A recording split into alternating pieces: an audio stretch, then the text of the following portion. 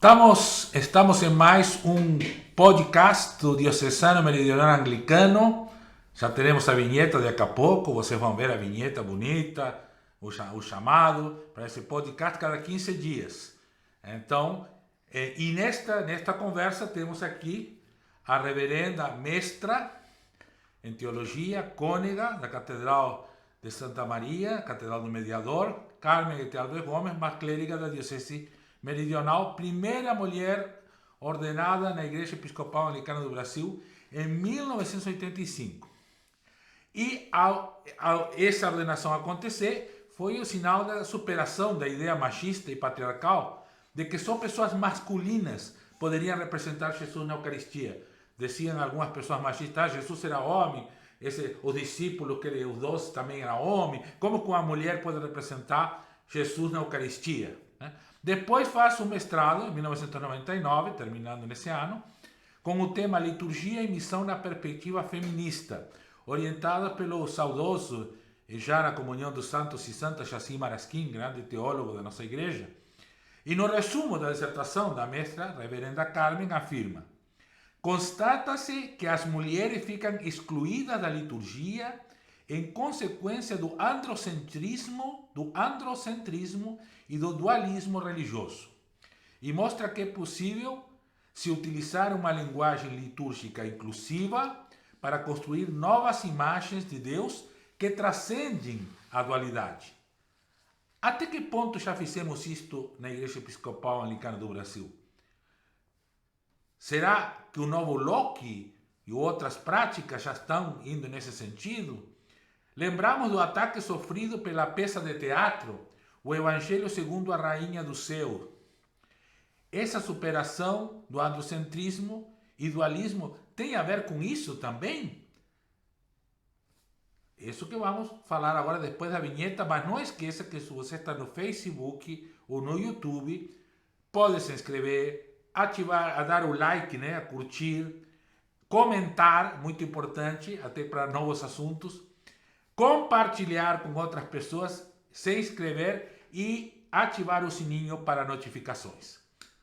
Bem-vindos e bem-vindas e bem-vindes ao podcast.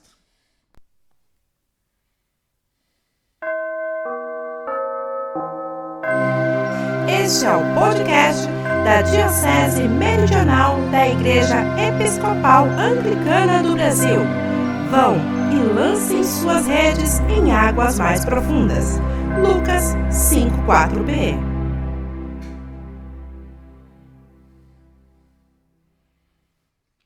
Bem-vinda, reverenda Carmen. Então, esse angu todo que eu apresentei, o que tu nos diz sobre isso?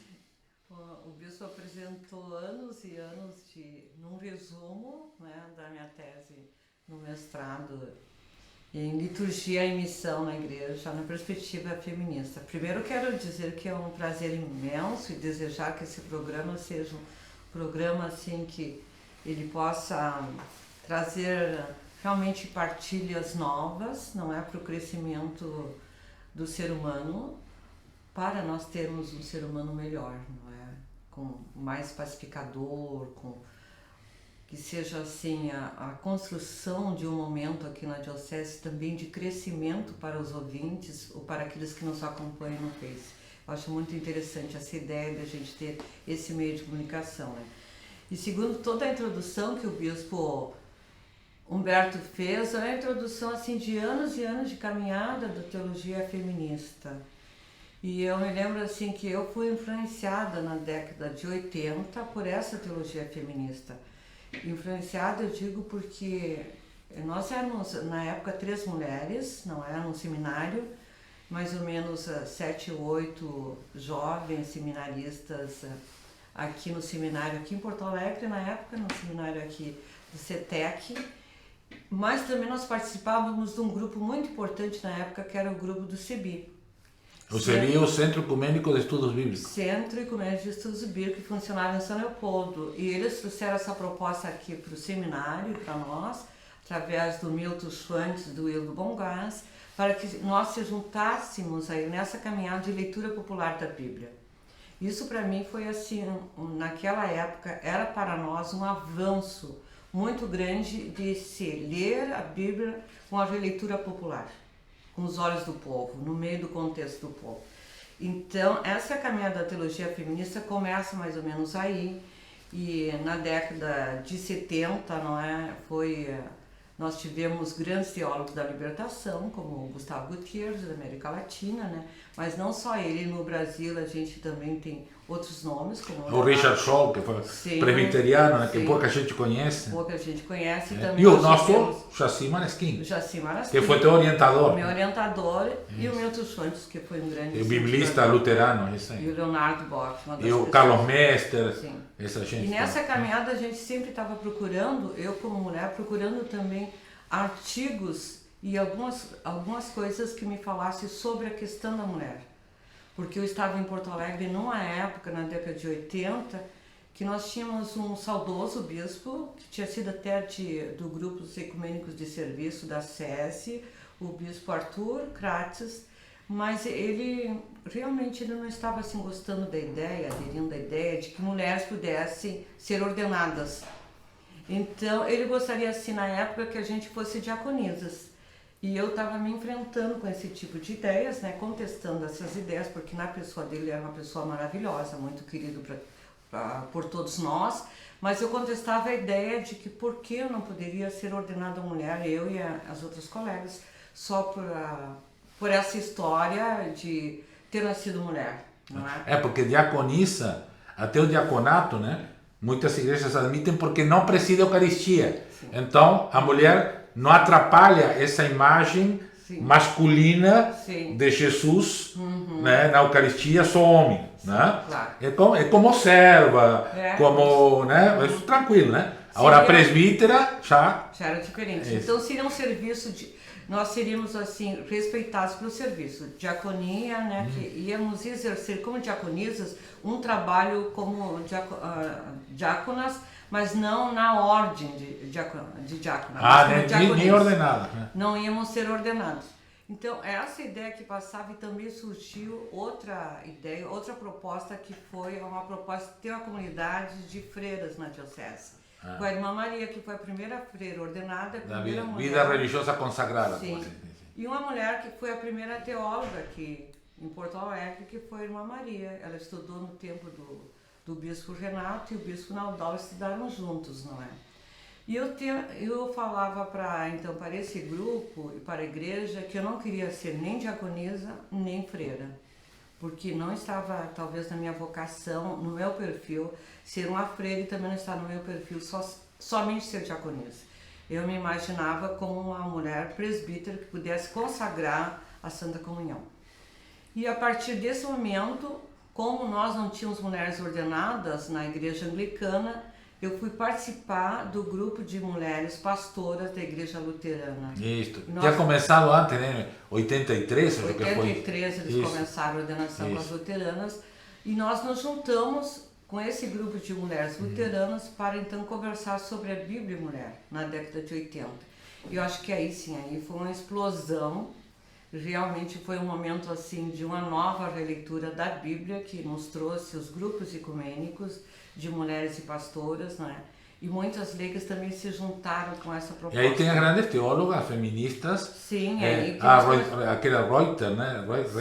Rosemary, né? Rosemary Reuter. E começou a estudar a Fiorenza, depois, que é católica romana. A Ivone Gebara, a primeira mulher ótimo, né? Que trabalhou a teologia feminista nas igrejas da América Latina, foi Ivone Gebara. E ela já trazia a discussão da imagem de Deus, novas imagens para Deus.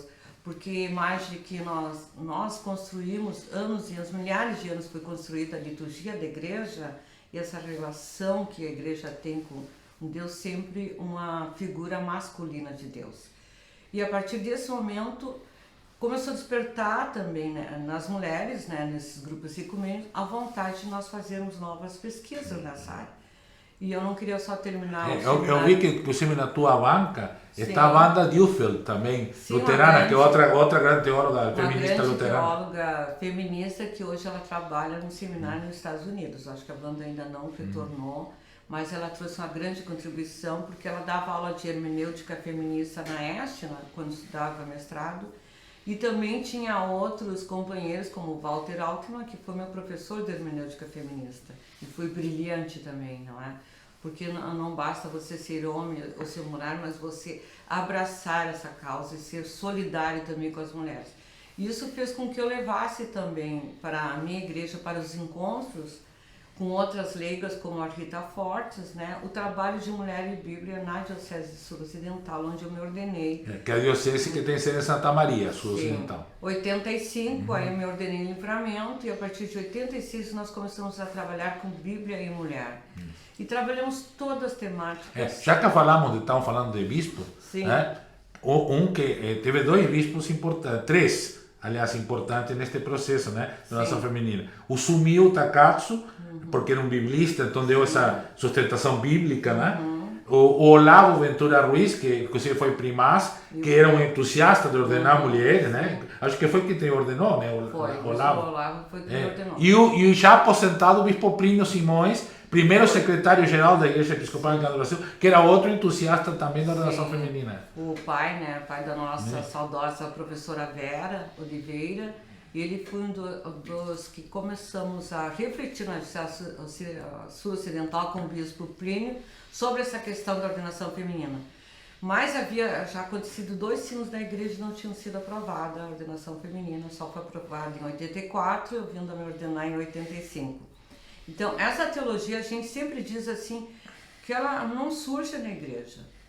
Eu sempre vejo que o movimento do Espírito Santo, ele surge fora da igreja. Porque quando a gente começou a fazer a caminhada de mulher em Bíblia e mulher teologia, a gente viu que as mulheres também no Brasil, na América Latina, estavam participando dos movimentos populares. Então, quem é que não lembra as greves das professoras? Que era uma tirania do governo. Me lembro que no governo, inclusive eu já estava aqui no seminário, no governo Simão, teve 90 e poucos dias de greve. Sim. Do CEPER, que a maioria era mulheres, né? Eram mulheres que enfrentavam um governo que não interessava a educação, né, para elas, e elas estavam sempre em movimentos, nas ruas, reivindicando os seus direitos, né. Também surgiu nessa época, na década de 80, mulheres já dirigindo ônibus no Rio de Janeiro e São Paulo. Eu, quando fazia os meus cursos seminários, e eu visitava esses lugares grandes, eu já deparava, entrava num ônibus uma mulher dirigindo, de como é que isso é possível? E como que a igreja não tinha despertado até a década de 80 para ordenar mulheres. Eu achava assim, mas isso é um pecado que está se cometendo. Não somente porque eu me sentia que poderia ser uma mulher ordenada, mas todas as mulheres que tivessem vocação na igreja, né? Não era uma luta individual, mas uma luta de todas nós. E foi então que em 85 houve essa ordenação, mas antes já tinha acontecido em 83 a primeira mulher ordenada na América Central, que foi uma senhora em Puerto Rico, era minha amiga também, agora eu esqueci o nome porque faz muito tempo, né? Então na comunhão anglicana eu acho que foi um avanço essa questão de descobrir novas imagens de Deus e nós estudar essa tese como sendo um Deus não patriarca, né? E aprendemos muito com isso, né? Porque a gente vê que na história o bispo, né? Tu és formado no Antigo Testamento, é doutor em Bíblia, tu sabe muito bem disso, que as imagens de Deus que aparecem no Antigo Testamento são imagens muito parecidas com o homem. Os profetas também fizeram imagem à sua semelhança. E nós sabemos que isso aí causou realmente um grande prejuízo para a questão da exclusão da mulher. Tem no Antigo Testamento, graças a nossa mãe Deus, né, imagem feminina. Também. Mas, porque as mulheres, realmente não dá para contar a história da salvação sem as mulheres. Né? Mas, evidentemente, quem dominava essa história naquele momento era a sociedade patriarcal, de homens, e a imagem que queria prevalecer, obviamente, a imagem masculina. Porque aí que está a ideia errada de entender Bíblia, né? Se Bíblia é um ditado de Deus ou é uma expressão humana. A Bíblia é uma expressão humana, daqueles seres humanos naquela época. Deus é muito mais do que isso, né? Sim. A cultura da época era patriarcal, não é? A linguagem de Deus era, na Bíblia a gente diria assim, era uma linguagem muito androcêntrica, né, de Deus. E quando eu coloquei a minha tese com a proposta de liturgia feminista, o Jaci Maresquim dizia assim, mas como é que você vai fazer isso, guria? Dizia ele pra mim, né? Gaúcho como eu, nosso saudoso De Bagé. aqui, né? Então ele dizia, porque os salmos, toda a linguagem é masculina de Deus. A Bíblia você vai ter que estudar nas entrelinhas essa linguagem, como Para achar lá. o bispo falou, para achar lá a Débora, né, uma mulher juíza, um dos textos mais antigos da Bíblia. Outro descobrir que ao lado de Moisés você tem uma Míria, que quando a Míria vai lá e contesta Moisés, a Míria é tomada por uma lepra como um castigo, porque realmente a cultura não permitia que você contestasse o homem, não é? Então era a exclusão do sacerdócio feminino na Bíblia, né? Por quê? Também por a questão dos ritos que aparecem lá em Levítico. Os ritos de pureza e impureza. O corpo da mulher sempre visto como um mistério e um problema, para que os homens resolvam, né? Então, os homens têm que resolver o problema do corpo das mulheres, né? E a mulher também é vista como... Quando ela ficava menstruada, então era considerada impura, né? Então quando ela tinha também o parto, também após o parto era considerada impura. Tinha até ritos de purificação das mulheres. Graças a Deus hoje não existe mais, pelo menos na nossa igreja, não assim com aquela forma que tinha, não é? Então tudo isso aí foi descoberto e lido, né, de uma outra maneira. Mas não vamos ainda aprofundar sobre isso. Antes de aprofundar mais, que já estamos começando a aprofundar, estamos já indo, né, indo para o fundo. Vamos ouvir o nosso outro saudoso que está na comunhão dos santos e santas, o Chico Israel, né? Que também é fruto de toda essa teologia que tu falou, dos anos 80, a teologia feminista, que fez esta música Maria e as Mulheres, que o João Botinari, aqui da Diocese Anglicana de Pelotas, está tocando para nós. Então, vamos ouvir e então ir meditando sobre isso e depois a gente aprofunda um pouquinho mais. Certo, então.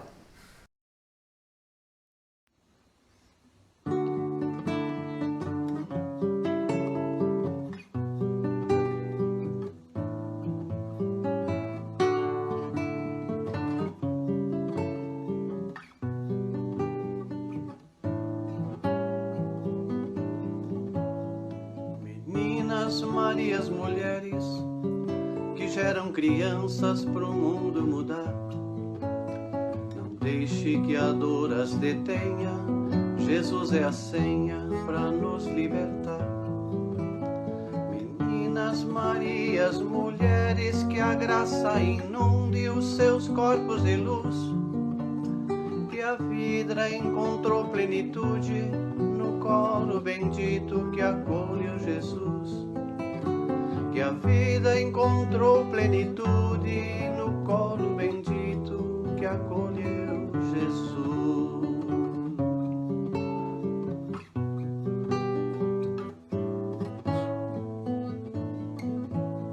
Meninas, Marias, mulheres de todas as faces, culturas e cores, a humanidade precisa de ventres e braços para vencer temores. Meninas Marias, mulheres das ruas, dos campos, das casas de Deus, a vida precisa da força, da graça, da raça, dos dons que são teus. A vida precisa da força, da graça, da raça, dos dons que são teus.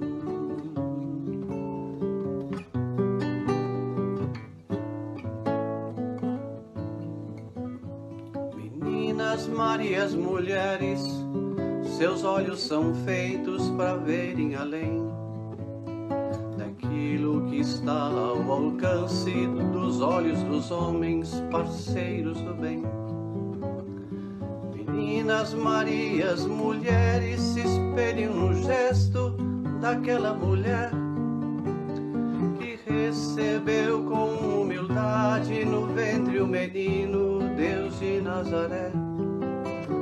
Que recebeu com humildade no ventre o menino Deus de Nazaré.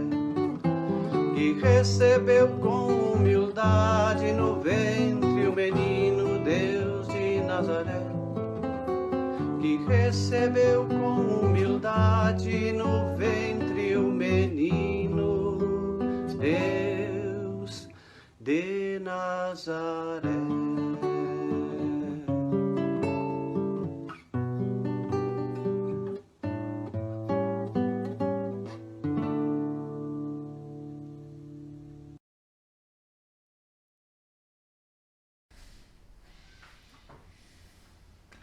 Então, Carmen, nós começamos a falar sobre a Bíblia, né? Aí quando entra na Bíblia, a coisa parece difícil porque estamos numa sociedade muito dominada pelo que chamamos de fundamentalismo, né? Que é aquela leitura rígida da Bíblia, né? Que não lê ao pé da letra, não, lê a sua parte que convém, sem o contexto, considerando a Bíblia um ditado de Deus, não uma produção humana, né? Então, e aí um monte de deformações, de violências, inclusive, né? Contra um monte de gente, não só contra as mulheres, né? Mas contra outro monte de gente, né? Então, e aí nós estamos falando dessa questão de que, claro que a imagem de Deus que prevalece é uma imagem masculina e patriarcal, mas também a imagem feminina de Deus, né? E há mulheres também falando de Deus a partir das mulheres. Então, citou Débora, Miriam, né? Ana, a mãe de Samuel. Bom, Moisés não existiria sem a mãe dele e sem a filha do faraó na narrativa, né? E a própria esposa de Moisés, assim fora, faz um rito sacerdotal, sim, porque circuncida o filho e toca com o sangue do filho Moisés, né?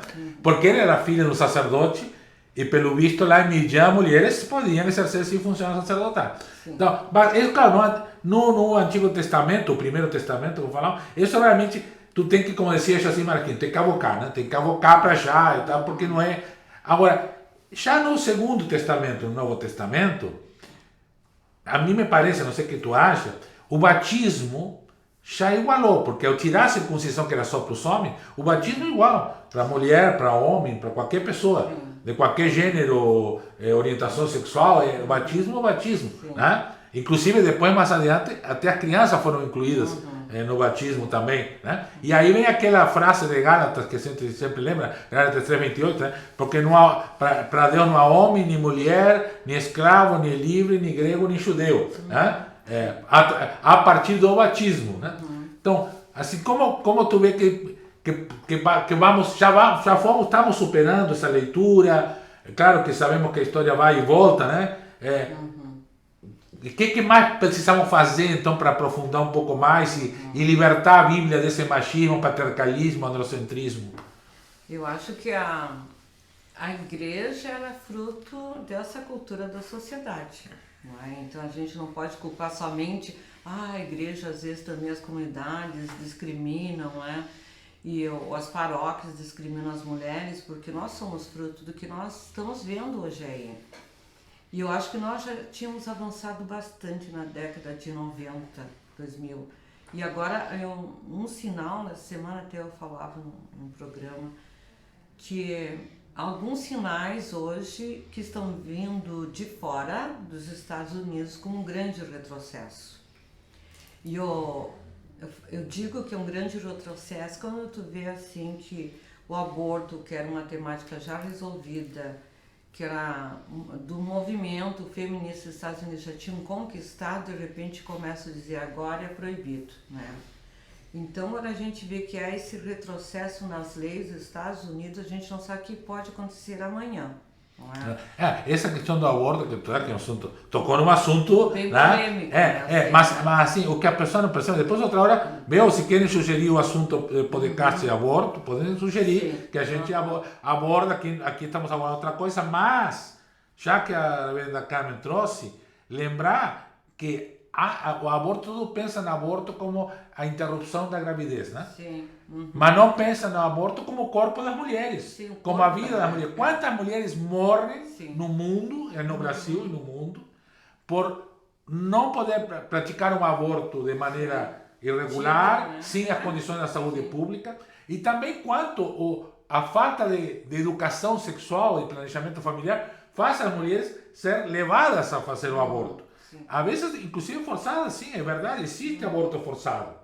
Existe aborto que os machistas, que são contra o aborto, forçam a mulher a fazer o aborto.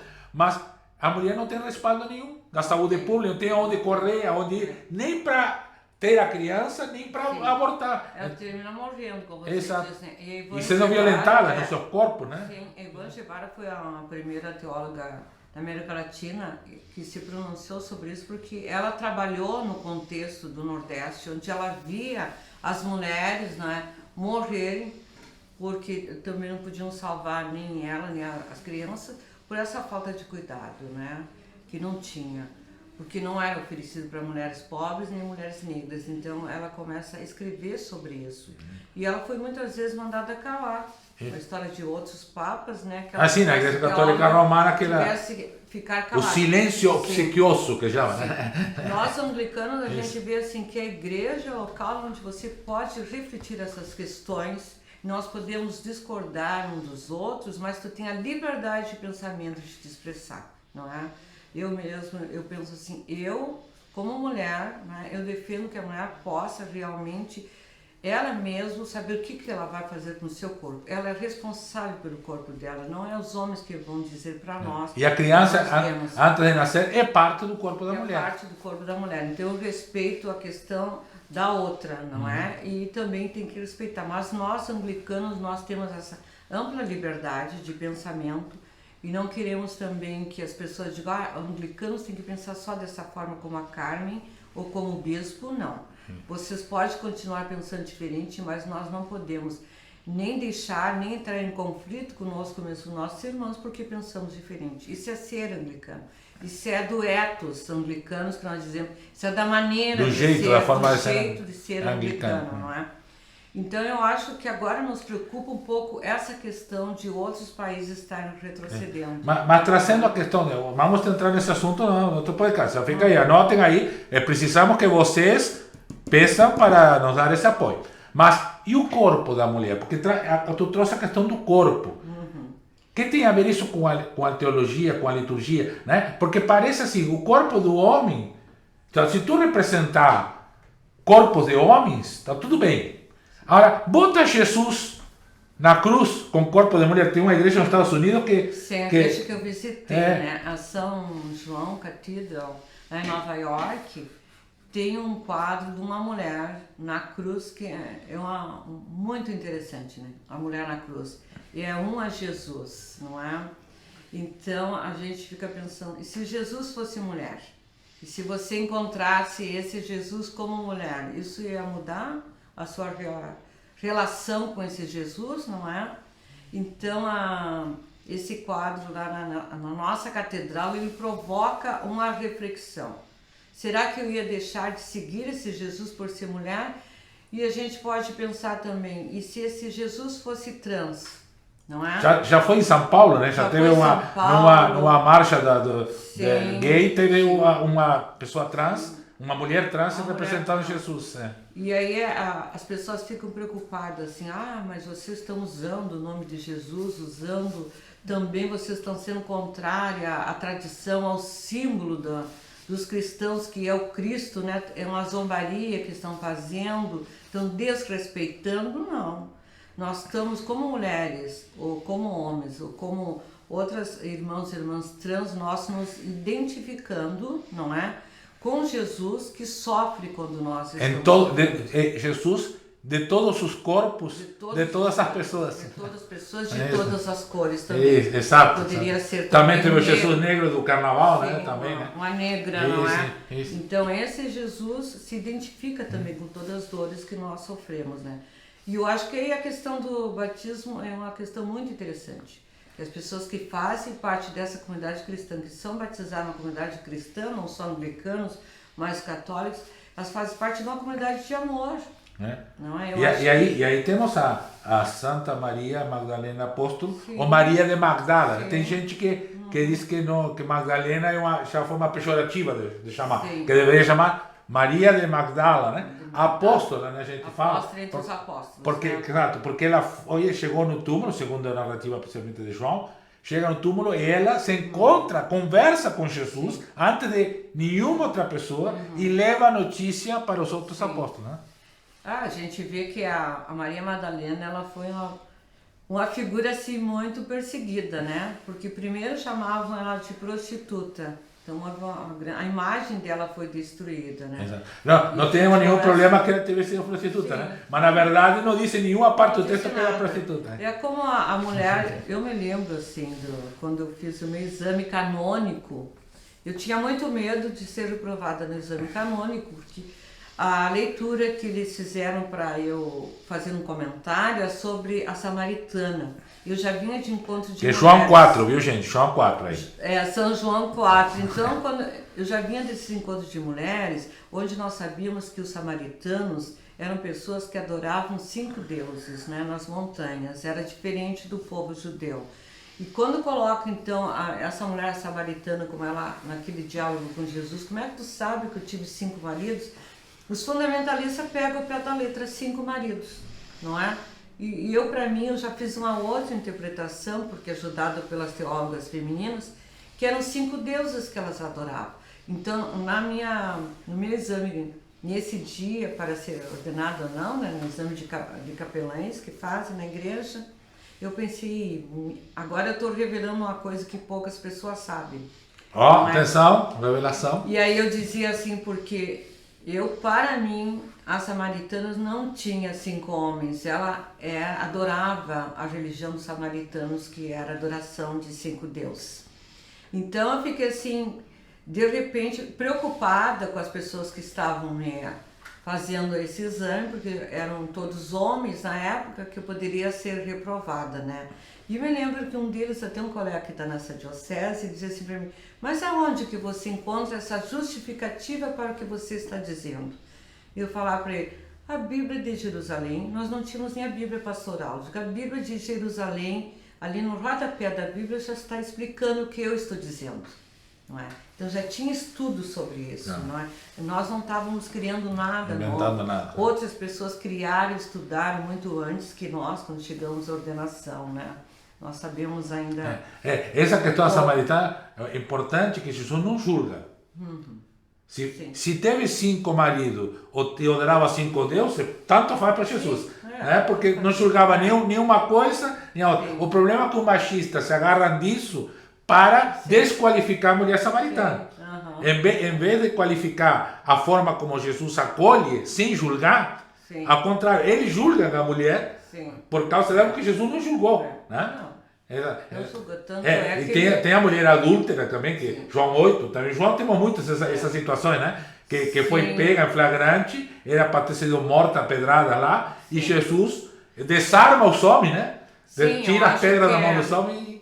Eu acho que né? Jesus faz, naquele momento que chama a mulher adúltera, a gente vê o contexto da mulher da época. Né? Como você diz, talvez não fosse um prostituto se fosse Jesus não se importasse com ele.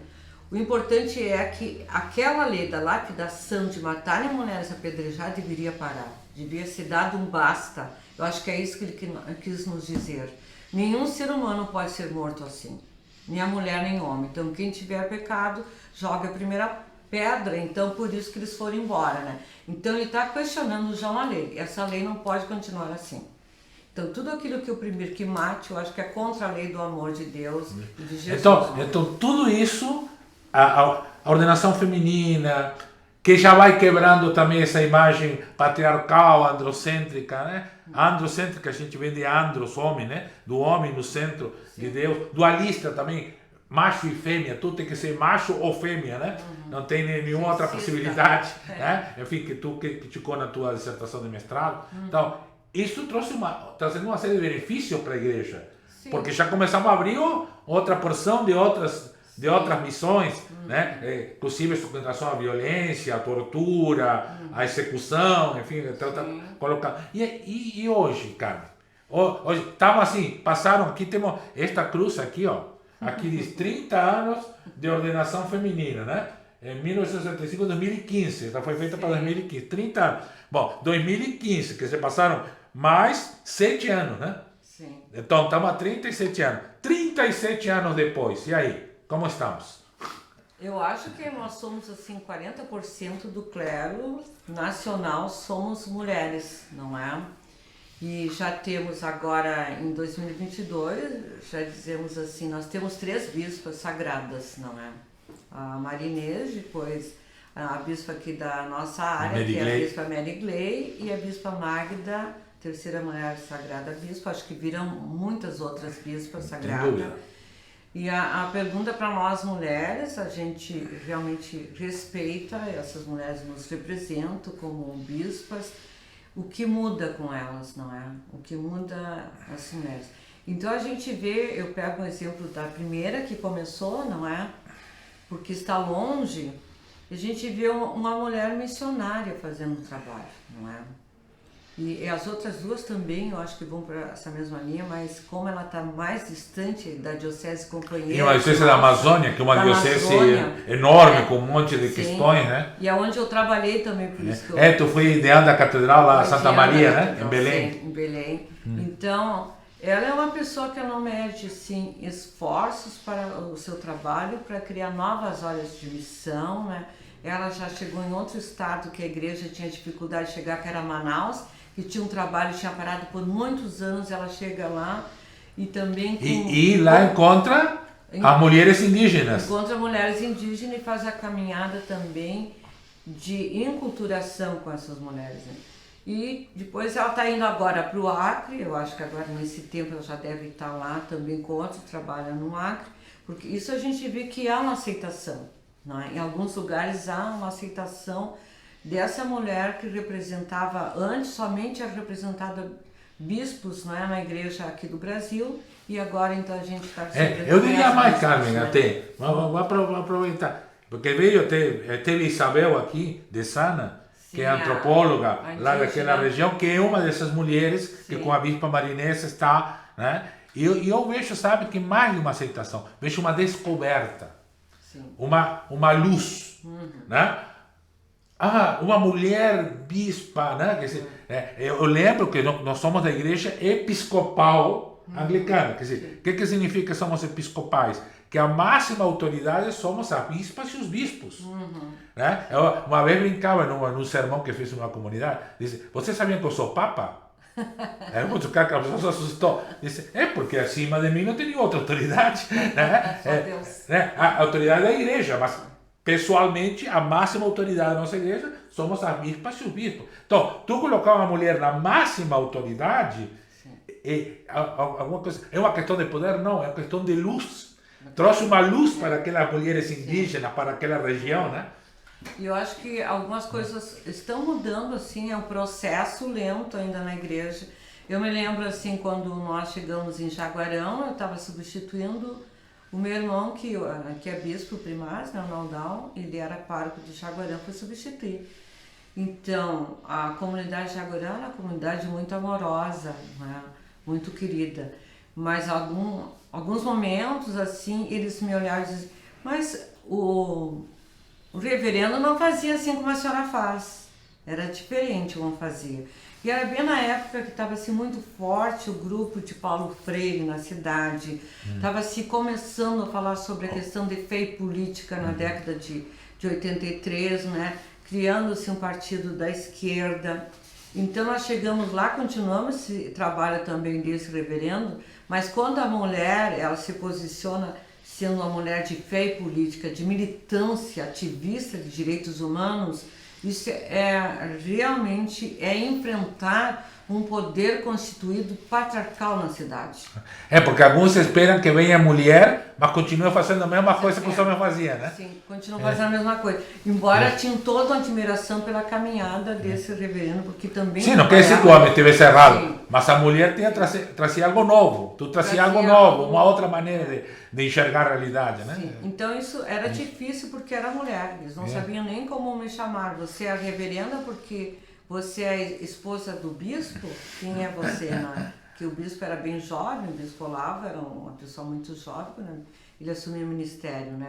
Mas eles não me viam assim como então não era a esposa do bispo, só para esclarecer que não te conhece. Não era a esposa do bispo. E também na maneira de lidar, eu acho que a mulher tem muitos homens também que têm, mas tem um olhar diferente porque tem um olhar feminino para enxergar as coisas. Nossos olhares são diferentes quando nós enxergamos, não é? Talvez a gente possa chegar um pouquinho lá na frente, mas também depende da educação que você teve. Claro. Não é por ser mulher automaticamente.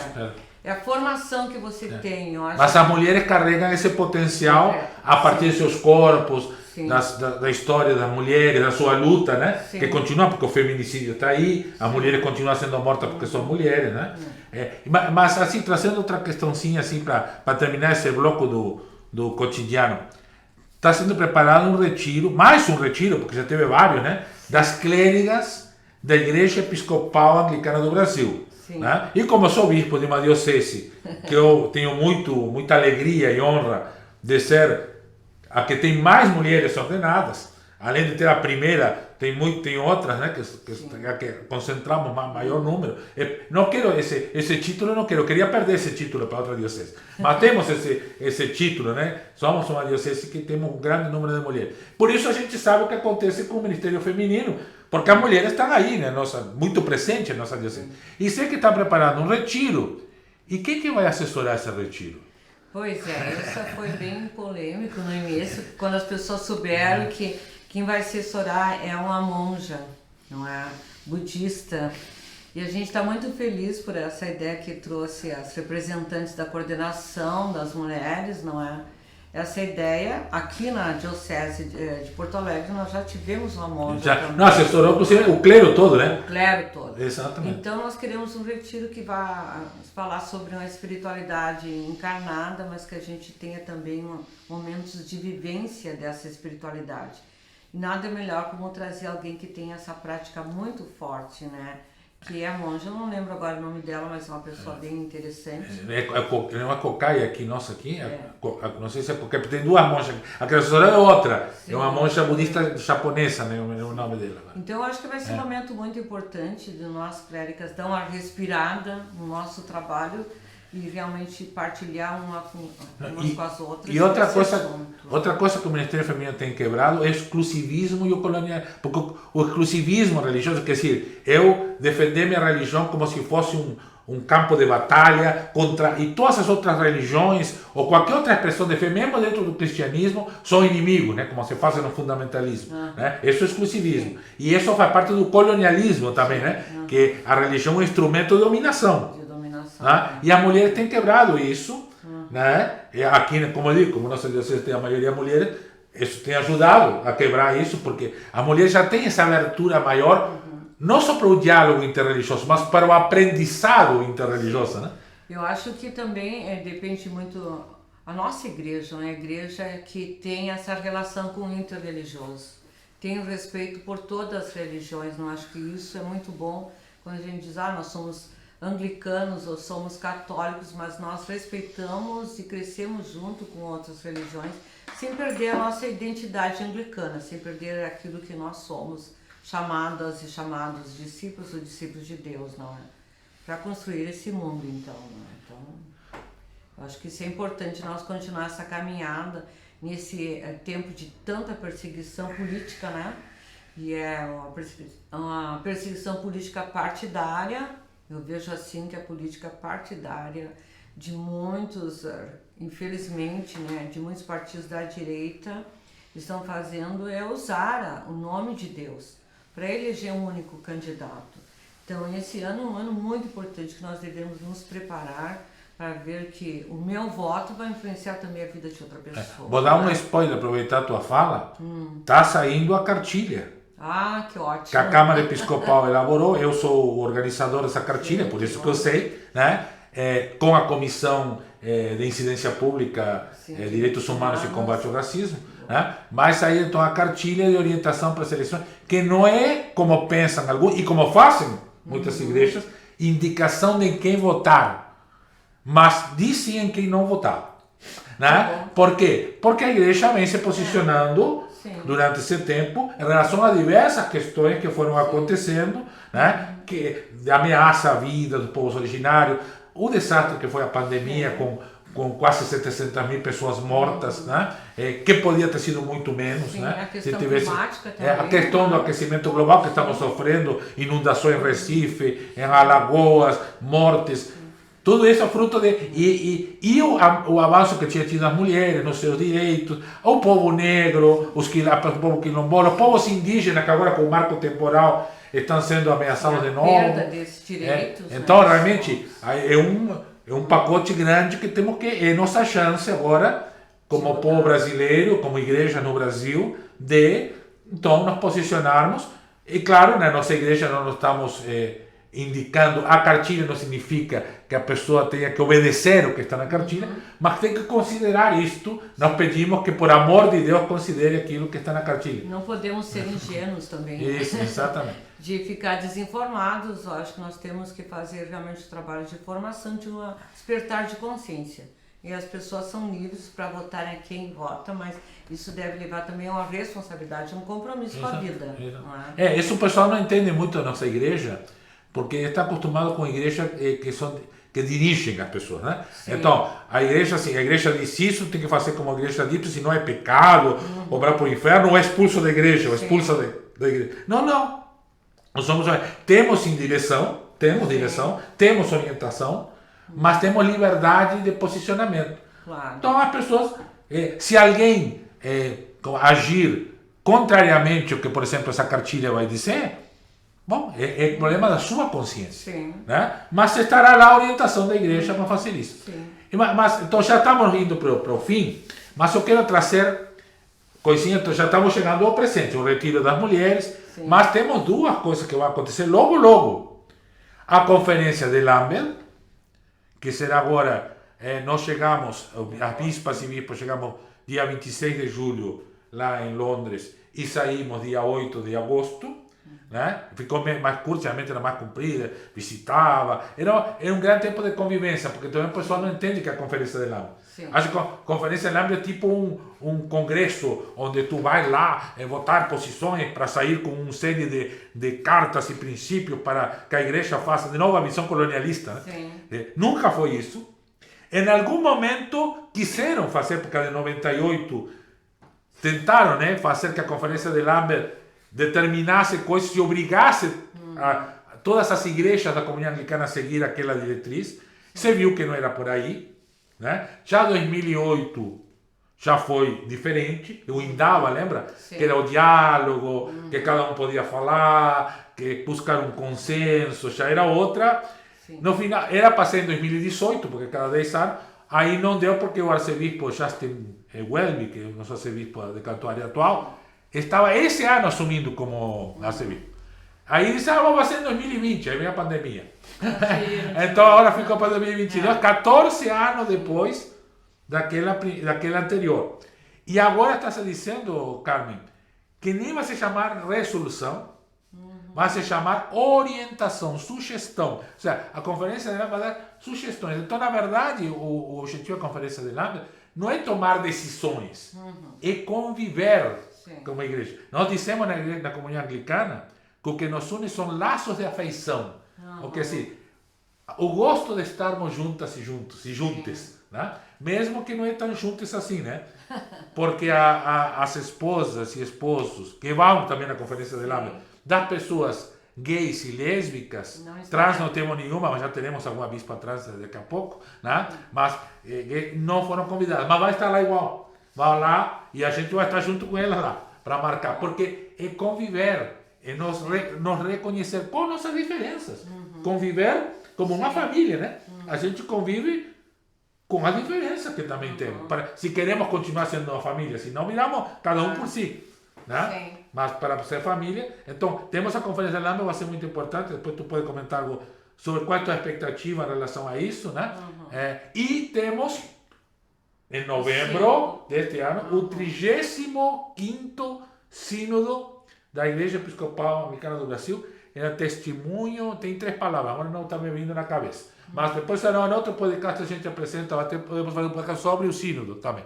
É outro assunto. Né? Mas então, temos esse Sínodo que vai escolher uma nova pessoa para ser primaz da Igreja. Né? Uma nova pessoa para assumir a Secretaria-Geral. Secretaria-Geral é um cargo que, junto com a primacia e das câmaras, né? Temos 2 câmaras, a Câmara Episcopal e a Câmara do Clero e do Laicato. Então, essas 2 câmaras que formam um Conselho Executivo também. Então, a Secretaria-Geral que faz isso tudo funcionar. Então, são muito importantes. O Conselho Executivo, as câmaras, que se formam no Sínodo, né? Então, então, com isso, a gente dirige a Igreja. O que tu espera desse ano? Né? Já falou para as eleições, vamos já as eleições, para que vamos na luta. Mas na igreja, com Lambert, com o Sínodo, qual é a profetisa Carmen?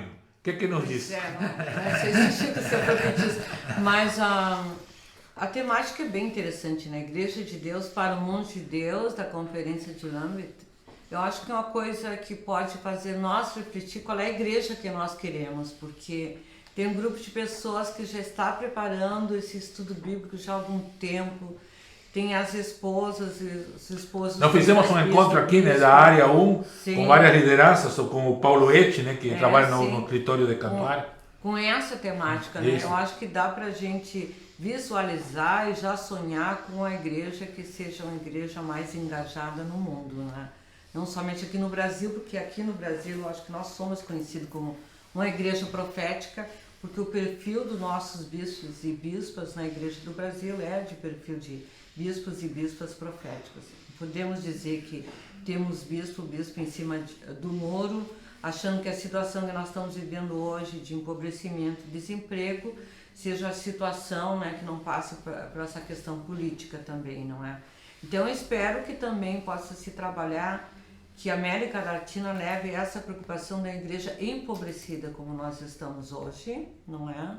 E também que possa olhar essa questão da mulher que está sendo incluída no ministério, mas que muitas vezes várias igreja que não, né? ainda não aceitam. Tem província né? que não ordena ainda. A questão também do homossexualismo, dos trans, LGBTQIA+, todo esse grupo. Que realmente se possa ver essa imagem de Deus, esse mundo de Deus, contemplando todas as imagens de Deus que nós temos, né, nessa conferência. E o sino também, eu acho que o sino vai ser um bom momento, porque vai ser em Belém do Pará, um lugar que a gente gosta muito, que é muito de alegria, de dança, de carimbó. Carimbó, né? Liturgia enculturada. Eu acho que vai ser um momento bonito de partilha pelas temáticas que estão oferecendo, não é? E também de eleição. Mas a gente sabe que o cargo de primaz hoje não é de ser uma autoridade. Assim, e não é disputa de poder. Não é disputa de poder. É mais serviço que a pessoa vai ter. Isso. Talvez caia nas mãos de uma mulher, não é? Uma mulher bispa possa ser eleito. E deve ser uma primeira primaz que nós vamos ter. A gente está orando para que a igreja sempre escolha o melhor perfil, né, da pessoa para essa situação. E também como a secretária-geral, que continue sendo talvez uma mulher. Né? Eu acho que esse é o nosso desejo hoje, que a gente vê nos bastidores. Porque, Carmen, né? assim, a igreja é muito contaminada. Isso já fala... Pergunta esse quarto evangelho de João, fala muito do mundo, vocês não são do mundo. O mundo, esse mundo que fala, é o sistema vigente, o sistema dominante. E de fato a igreja não pode ser de nenhum sistema dominante, porque qualquer sistema dominante, por ser dominante, contra o evangelho. Né? Quando o reino de Deus se estabelecer, não existirá nenhum sistema dominante. Então, por isso não somos do mundo. A pessoa não entende quando na Bíblia fala, vocês não são do mundo, eu dou a paz que o mundo não dá. Que mundo é esse? É o sistema dominante. Então, às vezes se contamina, né? E acaba usando a democracia interna da igreja como um mecanismo de exercício de poder, igual que o sistema, também para dominar entre nós dominar mutuamente. Né? E eu acho que estamos avançando, como tu disse, a Câmara Episcopal está muito unida, tem uma visão bastante homogênea, muito profética, né? O novo livro de oração comum também ajudou muito nessa reflexão, porque tudo surge da oração, né? E o novo livro de oração comum é nossa oração, né? Então, surgiu isso, e então, realmente, eu acho, estou convencido de que o próximo sínodo não haverá, não seremos contaminados, seremos muito menos contaminados pelo mundo, e realmente a pessoa que vamos escolher como primaz é a pessoa que a igreja vai enviar para ser a cara da igreja no mundo. Não é questão de poder. O poder vamos exercer entre nós. O poder de Jesus, o poder do amor, o poder da divina Ruá, do Espírito Santo. Esse é o poder que nós temos que fazer. Mas a pessoa que assume a primazia é aquela que vai nos representar para fora, que vai nos ajudar a levar uma contribuição para o cristianismo como um todo, para as outras igrejas. Temos o CONIC, no Conselho Nacional de Igreja Cristã, que a gente vai parte, a CESI lá na Bahia, enfim, em vários lugares, e no mundo, dentro da comunidade anglicana, e no Conselho Mundial de Igrejas, em outros lugares fora do mundo. Então, é mais ou menos isso, né? A secretária-geral também, não é a questão de exercer o poder, mas nos ajudar nessa nova visão. Por isso, se forem mulheres, seria muito bom, muito bom. Mas se forem homens, tudo bem, né? Também, nós né? Assim também Porque se forem homens, é porque nos representam igual, né? Que não seja o momento que se viveu, né? Nesses 2 anos, tanto o Primas como a Secretaria-Geral, como toda a igreja, viu essa pandemia. Então também foi um momento desafiador, se criou muitos grupos, né? Ligado à saúde, ligado à diaconia, ligado à alimentação, voltado para causas indígenas, também para a questão da negritude. Por que surge tudo isso? Porque um novo momento nós não podemos ser essa mesma igreja hoje. Eu acho que isso, temos que recomeçar, né, a igreja. Né? Reconstrução de uma nova igreja, como foi a temática do nosso concílio aqui, né? Seguindo aquela proposta de São Francisco. Como você pode reconstruir essa igreja? E reconstruir começando por mim. Começando por cada um de nós. Né? Nós somos a igreja. Podemos culpar que a igreja vai mal, sendo que nós nem estamos nela, né? Então, como construir esse reino de Deus, seguindo o movimento de Jesus, que é de libertação, mas também com os olhos fixos que é pós-pandemia, que muita gente já foi. Exatamente. Não é? Não podemos esquecer de todos que morreram e do que aprendemos como pelo certo ou pelo errado durante esses anos de pandemia e o mundo não é mais o mesmo, nunca será. Não é o mesmo, não vai ser, porque eu acho que a Mãe Terra, ela geme hoje, né? Geme por todos os filhos que ela enterrou e também pela destruição que está se fazendo com ela, né? Então nós vivemos uns novos tempos. Estamos terminando nosso podcast. Queremos lembrar, agora eu vou olhar para a câmera porque eu quero lembrar você que está nos vendo ou você que está nos ouvindo que queremos fazer este podcast um projeto permanente e por isso já agradecemos a Comissão de Comunicação da Diocese Meridional, este logo novo, maravilhoso, que teve suas autorias, claro, tem pessoas que colaboram, mas é fruto da Comissão de Comunicação, porque uma pessoa propõe e as outras vão colocando e vai até que surge isso, né? Então, também a ideia de que esse podcast seja quinzenal, então, aqui a 15 dias estaremos fazendo, nós estamos gravando nas quinta-feiras à tarde, vamos ver que dia vai o podcast. Vai hoje mesmo, vamos colocar. Então nas quinta-feiras mesmo estamos colocando, gravamos antes, não está sendo ao vivo, mas estamos pensando nisso também. Mas estamos gravando e colocando na quinta-feira, então cada 15 dias, uma quinta-feira, haverá um podcast. O próximo tema ainda não está, esperamos as suas sugestões, mas se não, buscaremos um tema. Já surgiram aqui na conversa várias possibilidades, né? Agradecemos também a Israel Miller, que é nosso assessor diocesano de música e de TI, né? Tecnologia de informação, né? Nos ajudou a montar esse estudo que ganhamos da CETAL, que também agradecemos, né? Ganhamos esse equipamento, a Comissão de Educação Teológica para a América Latina e Caribe. Mas precisamos de você. Como? No Facebook? Então, curta, bota o like lá. No YouTube, pode se inscrever no canal da igreja, tá? Aí vai ficar. E ativar o sininho de notificação. Então não precisa nem ficar pensando quando tenha vai aparecer a notificação para ver, tá? E principalmente, tanto no Facebook quanto no YouTube, comentar. Porque aí vocês participam, constroem junto conosco este podcast, né? Também queremos convidar outra gente para ser apresentador. Eu estou assumindo esse papel porque eu gosto também, não é nenhum sacrifício, viu, gente? Estou adorando fazer isso, né? Mas outras pessoas também, nós queremos que outras pessoas sejam apresentadoras, outras pessoas convidadas e outras pessoas assumam o lugar também da produção, né? Porque quanto mais gente, mais podemos oferecer. Então, orem por isto. E participem e se ofereçam se querem participar no nosso podcast, né, do Diocesano Meridional Anglicano, assim que a Comissão de Comunicação está chamando com esse logotipo. A vinheta, agradecemos a Raquel, né? A Raquel que é a voz da nossa vinheta, né? Então, agradecemos muito ela, né, que está nos doando sua voz e ficou muito bonito. Carmen, uma palavra de despedida do podcast para nós encerrando. Depois nós vamos cantar junto, viu, com a Carmen, o credo do São Vicente, que se crê em Deus Pai e crê em Deus Mãe. Mas a tua despedida. Eu agradeço essa oportunidade de poder aqui conversar sobre essas coisas, né, tão importantes para nós, que é a teologia, né? A teologia é a vida, essa relação que a gente tem uns com os outros, a gente vai mostrando realmente qual é o Deus que nós cremos e o Deus que nós amamos e seguimos. E isso é importante, eu acho que esse programa vai ser bem legal, vai se trazer outras temáticas também e vamos divulgar, não é? E também pedindo que Deus possa abençoar essa Deus Mãe, né, como se apresenta também em algumas leituras da Bíblia, no Antigo Testamento e no Novo Testamento.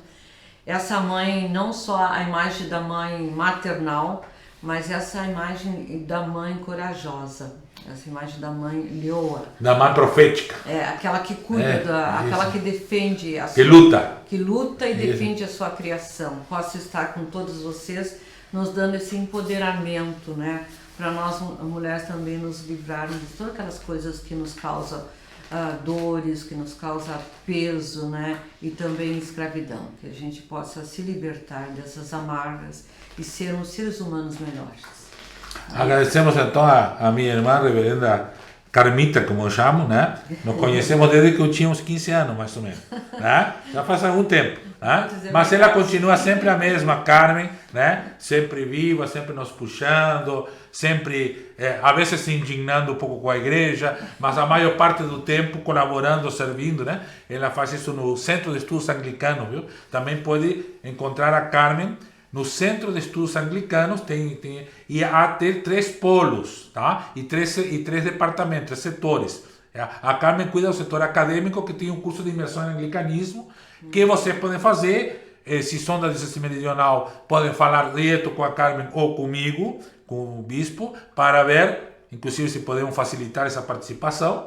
E na sua diocese, se está em outros lugares, nos vendo com as bispas ou bispos da sua diocese. E se outra província que está nos vindo, também, porque temos gente da rede lusófona, né? De Angola, Moçambique e Portugal participando. Então, de repente, tem que ser em português. Então, você fala português, então pode participar do curso de imersão em anglicanismo, que também é oferecido, e a Carmen coordena este curso. Então, com todos esses agradecimentos, vamos terminar cantando o nosso podcast, né? Cantando aqui o credo de São Vicente, né? Eu creio em ti, Deus Pai, divino Criador, eu creio em ti, Deus Mãe, fonte de puro amor. E depois diz que não crê em Deus sem nome, sem rosto, nem sem lugar, né? Porque também Deus também não é uma coisa amorfa, né? O nosso Deus, o Deus da tradição judaico-cristã, é um Deus que participa da história, vive a história, fermenta a história e transforma a nossa história, né? Então, o Deus da história, né? E por isso um Deus concreto na vida concreta das pessoas concretas, né? Então vamos lá, vamos cantar com São Vicente. Daqui a 15 dias nos encontramos. Ative o sininho lá para poder ser avisado do nosso podcast.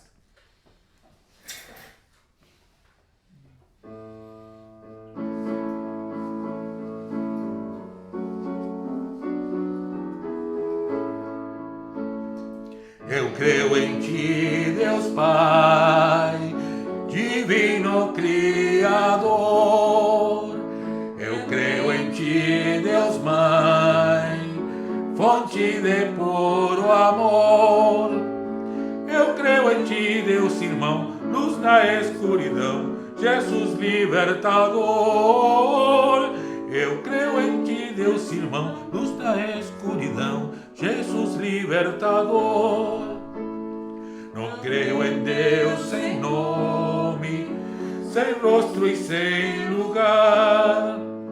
Não creio no Deus dos homens que vivem a escravizar. Meu Deus é força de vida e a classe oprimida vem firme livrar. Meu Deus é força de vida e a classe oprimida vem firme livrar.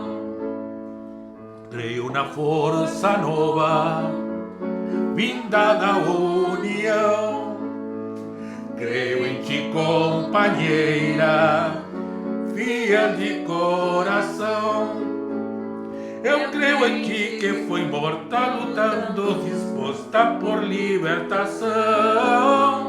Eu creio em ti que foi morta, lutando, disposta por libertação.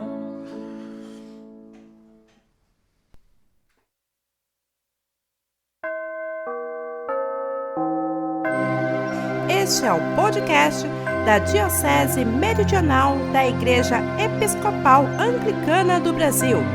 Vão e lancem suas redes em águas mais profundas. Lucas 5:4b.